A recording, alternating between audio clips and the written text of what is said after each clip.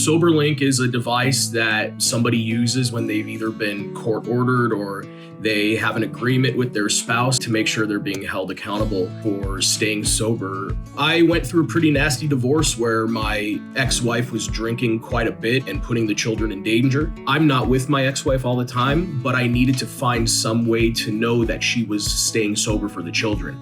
I did some research and I found out that Soberlink was being used in custody court all over the country. It gave me a little bit more peace of mind knowing that when my kids were going to be around my ex-wife, she was going to truly be sober. My goal during our whole process of the divorce was never to stick it to her.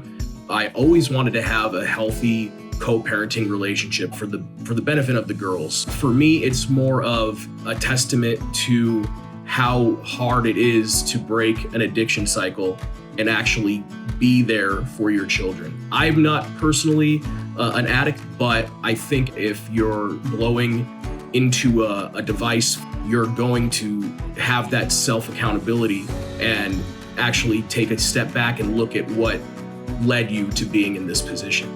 At the end of the day, you're in court to make sure your children have a healthy life and a healthy relationship with both parents. Before Soberlink, I couldn't trust my ex-wife.